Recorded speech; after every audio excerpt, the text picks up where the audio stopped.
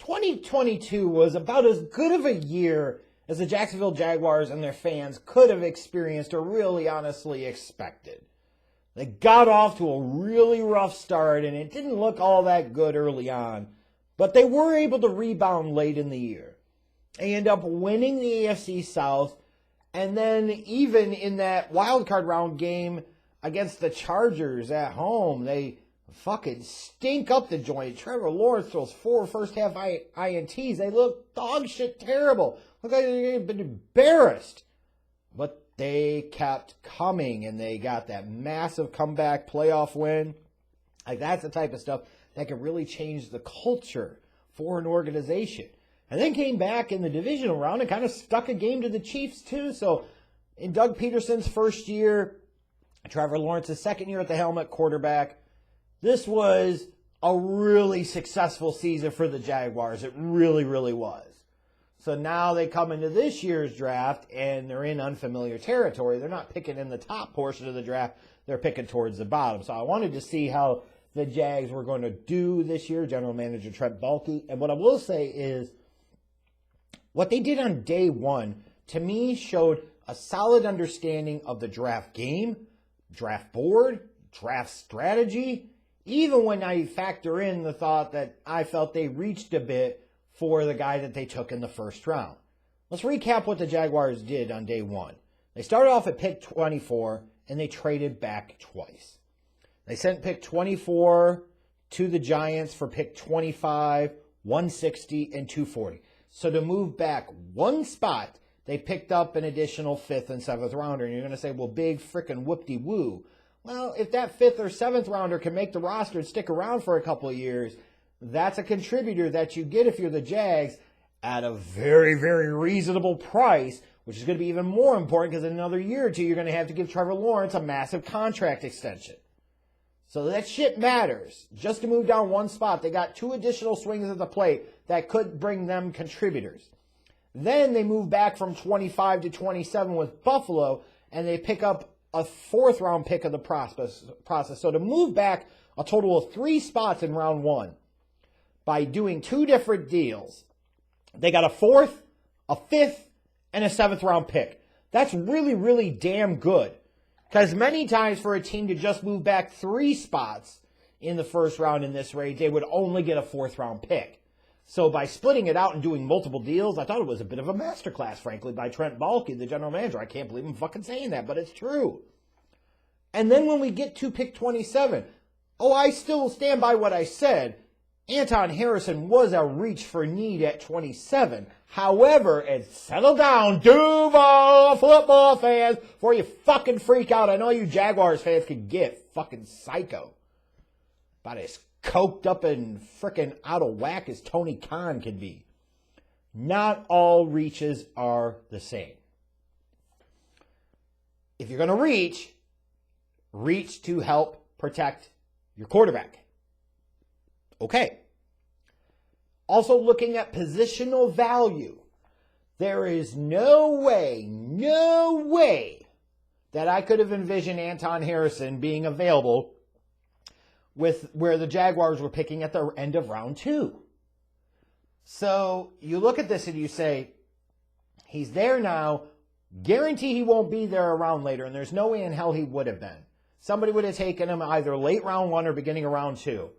So do you take somebody else maybe you don't covet as much, and then you have to turn around and make a big move up to go get Harrison anyways, or do you just fucking take him and not take the chance? That's solid. And when you're picking at pick 27, you could do some of this shit. You can reach a bit for needs, stay kind of true to your board, and not worry about the general consensus. And the fact is that they got a 4th, 5th, and 7th round pick to do this, so they bought themselves some built-in insurance for taking Harrison there at 27. And it was a need. With losing Taylor in free agency, goddamn right they needed help on the offensive line. Invest in protecting Trevor Lawrence. That's a good thing.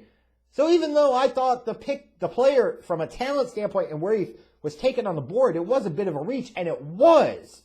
I still give the Jaguars a B- grade for day one because this is really good strategy and execution in terms of the draft game. And when I look at day 2 for them, I thought it was a solid outing for them. Brought 2 skilled players to the offensive line. They were able to get the Bears to move up from 61 to 56. In the process, they picked up pick 136, talking about the Jags. I actually felt like this was the right draft range for Brenton Strange. I probably was a little higher on him than what I saw from others who had a more like 4th, 5th round pick. I did think he was a late 2, early 3rd round talent. He was a bit underrated. I think he has a chance to be better than some other tight ends that were drafted in a similar range or before him in this process. I just don't think Penn State utilized him nearly as well as they could have. I thought Tank Bigsby, on the other hand, was a bit overrated, but should be a good complementary back to Etienne, bring a little more power between the tackles. So, again, when you think about the Jaguars and their approach to this draft, they moved back a couple of times, picked up additional day 3 draft capital, and invested in protecting Trevor Lawrence and giving him more weapons to work with on offense. That's how you should be doing this shit. And I look at day 3, there was a clear approach here as well that they were going to, prioritize some defensive talent, like bringing some young guys that could play roles, contribute, and maybe start someday. They traded down from 127, picked up not only pick 227, but more importantly, a 4th rounder next year, and took Ventrell Miller, who could be a starter that makes plays if he's able to stay on the field from both a behavior and injury standpoint. But, Miller at this point is the type of guy you feel like the type of round 4 player, especially playing linebacker, that you think could be a starter at some point. I think Yasir Abdullah was an absolute steal in round 5. I understand why his teammate Yaya Diaby was taken a little bit higher than him, but I'm sorry, Yasir Abdullah was a highly productive player. He's a great athlete. Like, for them to get him in this spot, fantastic. And I thought Antonio Johnson was another steal in round 5. He's a future starter at safety, I think. And he could come in right away and contribute. I really believe that. And I think Christian Braswell is an athletic DB with some ball skills. Another guy they could bring into nickel and dime situations. It was really good work from the Jaguars on day 3. I gave them a grade of a B. I thought it was their best performance of the draft, frankly, was in day 3. When I look at multiple guys that could potentially start and contribute. So you look at this draft for the Jags, and you can say it's a different position from what they're accustomed to being in. I thought they played day 1 really well and understood where they were at and what their position really called for. Day 2, they continued to invest in helping Trevor Lawrence. And then day 3, kind of just let the board fall to them.